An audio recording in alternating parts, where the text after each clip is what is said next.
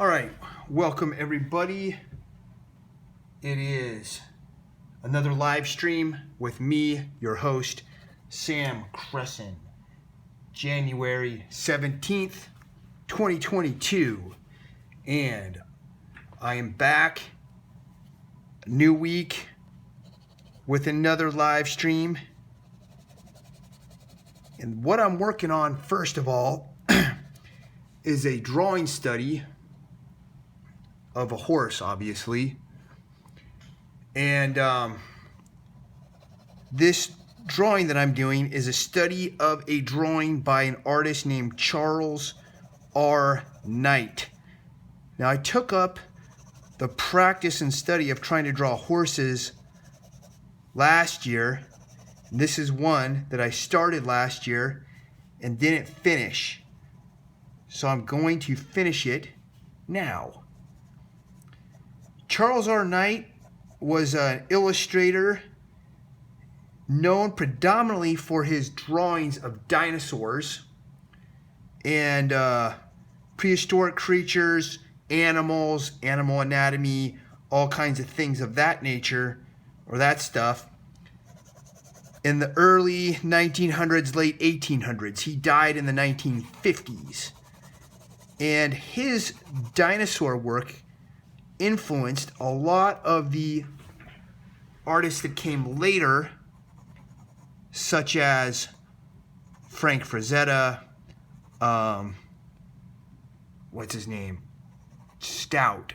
Was his name? His last name is Stout. He draws really good dinosaurs, but I can't remember his name. I think his name is James Stout or something Stout. Stuart something. I forgot his name all of a sudden. There's another guy that drew the guy that did all those Dinotopia books. He was a fan of Charles R. Knight, all of those guys. So anyway, I like a lot of the drawings. He's not my favorite artist, but he is worth studying, especially when it comes to animals. Now, I'm going to talk tonight, while I'm working on this, about a topic of discussion that I will, I guess, lecture on or discuss, whatever you want to say. And this is going to be part one of a multi-part series. The name of this topic is why all your comic books are going to zero. What I mean by that is that they're going to be worthless. Now, you may not have any interest in that topic or in comic books at all, as I do have a lot of people that follow my page because they're interested in grappling and martial arts and things of that nature, which I also talk about all the time on these live streams and such. I'll be talking about in the future. But I'm going to talk about this topic right now because it's been of interest to me, as I own a large number of comic books and I'm currently liquidating my collection. I'm in the process of selling every single comic book that I own. It's an arduous process because I'm taking my time with it and going through and getting everything graded by second or third party graders and whatnot, and it's a real hassle. But if I do go through the hassle of this, I'll be able to get more money for my books. Now, you may not have any comic books or not even care at all about this, but if you have any interest in investing, speculation, markets, speculation bubbles, various asset classes, finance, and things of that nature, then some of the information that I talk about in this series of why all your comics are going to zero might be of interest.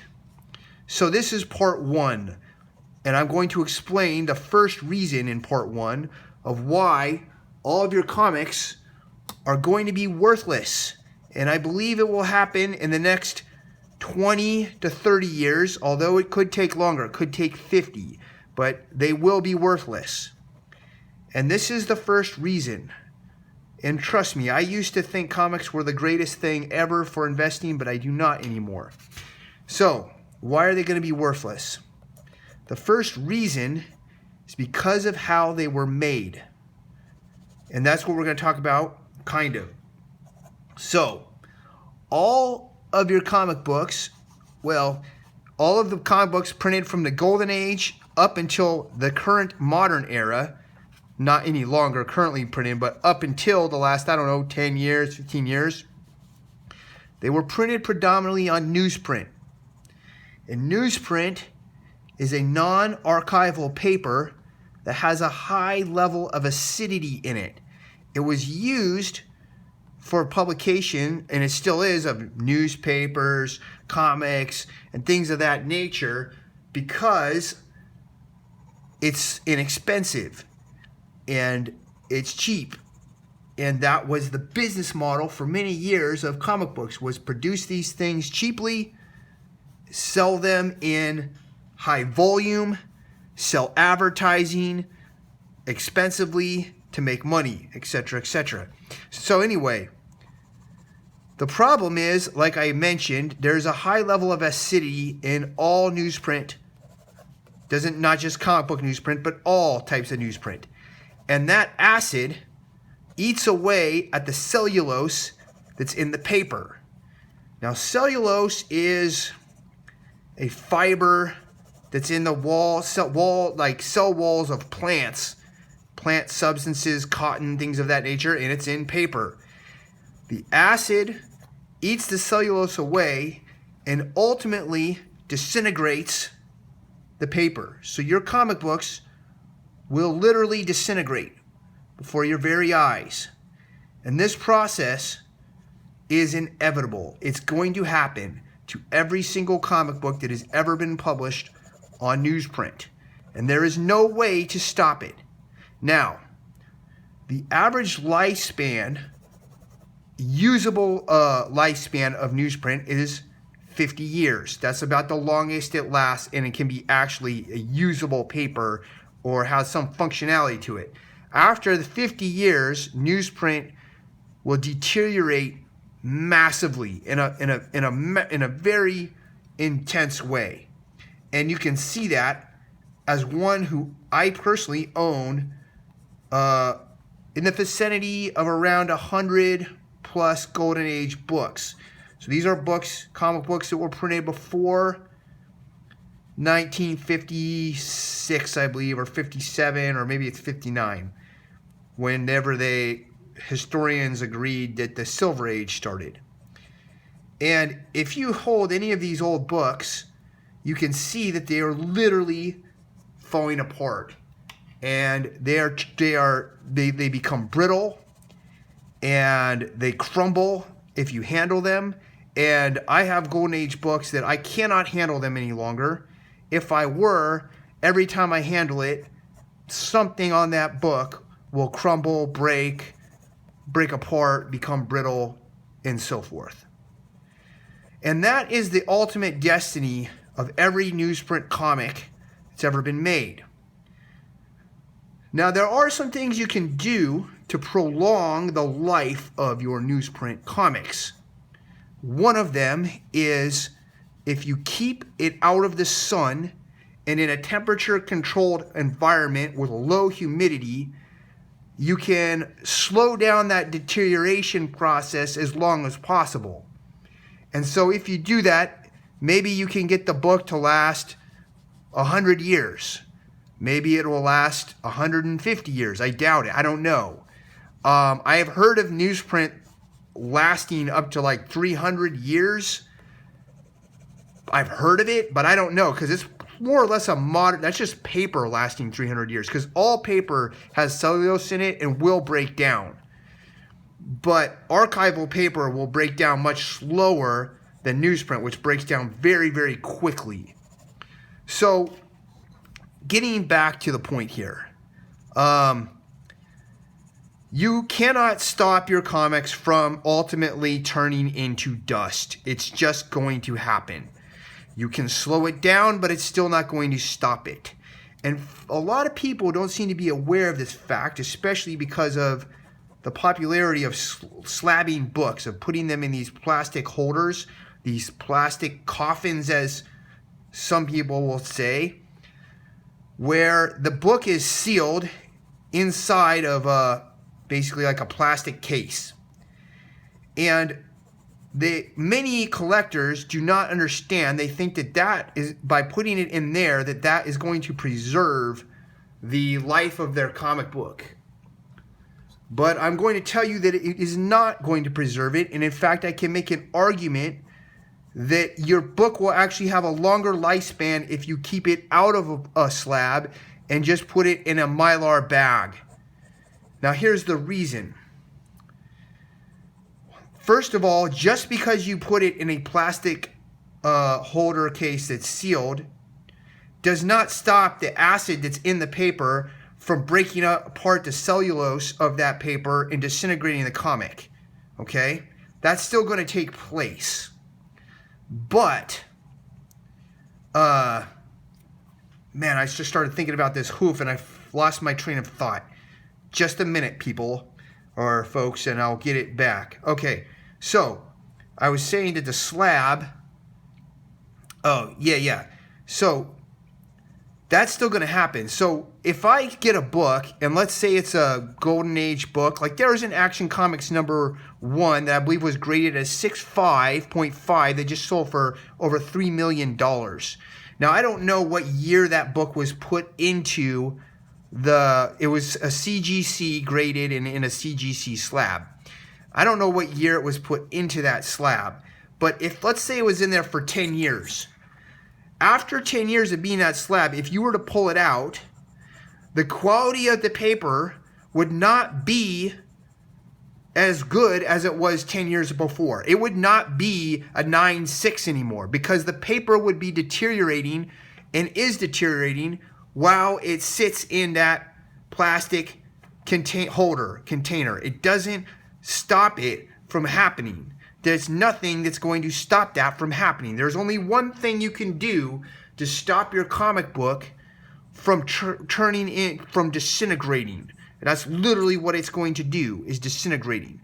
And this is the first reason why all of your comic books are going to zero. These are non-permanent assets. That's what you have to understand. Okay?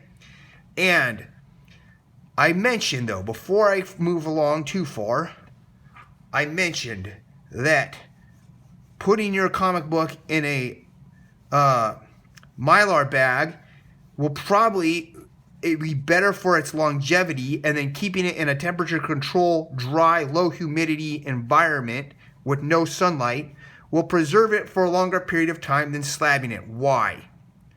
Again, this comes down to temperature. Let's say that the room temperature is, I don't know, very cool. And all of a sudden it's summertime and the room heats up, but the in the comic book heats up. Okay? And then the room cools off. And so the inside of the comic book that's inside the slab, though, has warmed up. It's warmed up from the summer, and all of a sudden a storm comes in or a cold front and the temperature cools off, okay? So now you have the interior of the comic book being warmer than the exterior room.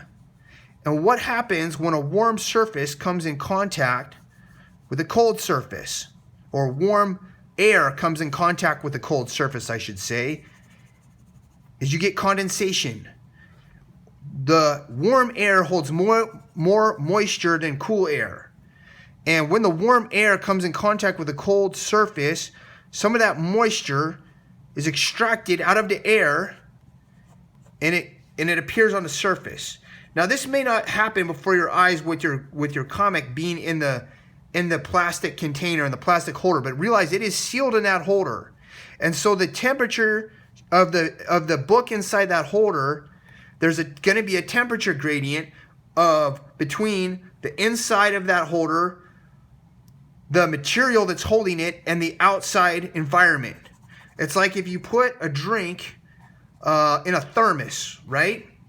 And let's say your thermos has one of those insulators. what is the insulator supposed to do? It's supposed to make a harder temperature gradient between the outside environment and the inside environment of that drink, so that the drink takes longer for it for the inside of it to become the same temperature as the outside. And when you put your comic book into a slab, it is sealed in there. So the temperature in there is completely, the air in there is in there, and it's going to heat up and cool off. Now you may say, well, that doesn't apply to me, because my comic books, I keep them in a temperature controlled room. But I can tell you this, as one who has gone to many comic book conventions, many of them, I cannot tell you the number of dealers I've seen load up literal roadie cases of slab books into the back of some truck that's going to heat up to 100+ degrees while they drive it across the country to the next show, and then cool off rapidly as they bring it into that show to put it up for sale. And so those books are deteriorating. There's moisture, believe it or not, that can get into those slabs. It happens. So if you have it in a Mylar bag that is not sealed, guess what? The air inside there can breathe. It can move in and out. The temperature gradient is not as difficult as a sealed book. It's like that. Imagine that thermos, and you have that. You have that. What do you call it? You have your drink, and you have that foam around it to try and keep it cool longer. And you have a sealed lid, but then you crack open a slit of that sealed lid. Well, then the cold air or the hot air, if it's hot in there, can move up and out of that, what's it called? Out of the bag. And it can adjust for the fluctuations in room temperature more easily.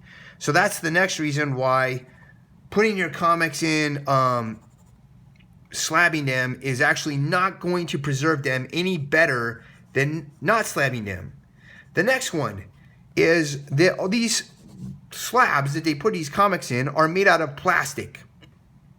And plastic is a petroleum product. That means it has oil in it. And that oil will over time leak out of the plastic. And guess what? It's going to damage your comic book. It's going to cause your comic book to degrade even faster and go to zero more quickly. Okay? So, I believe they're due now is they might put those books, I don't know for sure, but I think they put them now inside of a Mylar bag, and then they put the Mylar bag inside of the plastic container so that the comic book's no longer touching the petroleum plastic, but the Mylar, which doesn't have the Mylar doesn't have the oil in it that like a poly bag does. And that's why they say if you store your comic books in poly bags, you have to change those bags. And you need to change them every some say 10 years, some say every 5, some say every 3. But you got to change those bags out, or that oil in those bags is going to leak out onto your books. Okay? And all I'm doing is I'm going into all of this so that everybody can understand that all of these comics are, the longer you have them and the longer you store them, even stored correctly, are diminishing. They're diminishing in value. They're diminishing in their condition. This is a depreciating asset. Now, everyone thinks it's not because they see these record sales like what we just had, recently with that Action Comics #1, that 6.5 that went for over $3 million. Now, that wasn't the record for the most money in Action Comics #1 is fetched, but of that grade, it was a record, okay? And realize that, like, people talk about the Mile High collection and how those are in such great condition and everything. Understand they were in great condition when they were found, by Rosansky or Chuck Rosansky or whatever his name is, because they were in an attic, cool temperature, in bags, stored, and they were only like 50 years old or so, some less than that at the time when they were discovered. Those books are now coming up on 70, 80 years old, and trust me, if you crack open one of those slabs that they've been put in, those things are not going to be in as good a condition as they were. And the whole thing about like pressing books and then getting higher grades because you pressed wrinkles out of it or whatever, okay, that is also, I would argue, a lot of nonsense created by these grading companies to get people to have an incentive to have their books cracked open out of the case, pressed, and then put back in the case and sent back for regrading. And it just leads to this endless flow of cash for these grading companies. And that's what you have to understand is the people that are making the big money off the whole grading phase is CGC, CBCS, and maybe a few other of these bigger comic book grading companies. They're the ones that are profiting. Now, collectors are making something, all right? But they're making nothing compared to what these grading companies are making. I can tell you that. Now, let's get back. That's not what we're talking about. So, my point in all of that is, again, to reiterate the point that I was making before, just like the point of this pencil that I'm sharpening right now, which is that your comic books are going to nothing. They're going to be worthless. 1,000 years from now, there will be no comic books, Golden Age, Silver Age, or likewise in existence. They're going to be gone. And all the work you did to amass your giant collection, that legacy is lost. And in most cases, that legacy is gone pretty fast after death because the next of kin usually just look to liquidate the collection as quickly as possible anyway, as they don't have the same appreciation. But that's a whole nother topic, not going there. Want to get back onto track, which is the name of this live stream is why all your comic books are going to zero. And I just explained the first reason why they're all going to zero. So the longer you hold your books, the reality is they actually become less valuable. Now there is one way to start the process of your comic books disintegrating. I did mention that. And I will tell you what it is right now.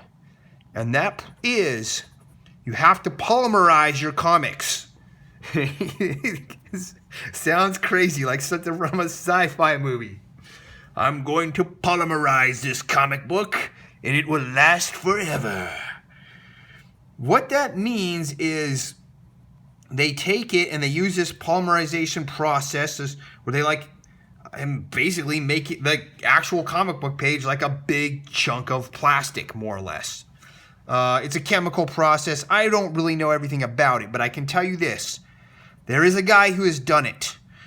If you look up the Q collection, I forget the name of the dude who owns a collection, but there's a collection. It's called the Q collection, and this guy has purchased $100,000 books. Very expensive books, many of them, okay? Key books that are well sought after by collectors and speculators alike, all right? And he took all his books and he pulled the staples off of them. Crazy. He just destroyed the value of his comics. He just ripped the staples off and he separated all the pages apart. And then he took all of these pages and he had them all polymerized and turned into plastic. And then he took all of the polymerized pages of all of these $100,000 books. And I was watching this guy. I used to follow him on Facebook while I was doing this project. And I watched this guy bid on and bid up these books up to like $150,000, $140,000. He was getting high grade stuff that every collector from here to, I don't know, someplace far, the moon, would want to have. And he polymerized them and he put them in binders. People were like, oh, this guy, he just ruined all these books. No collector's going to want them now. They're polymerized. But guess what? He realizes that in 10,000 years, his collection is going to be the only one that exists. And there will be no other comic books around other than his.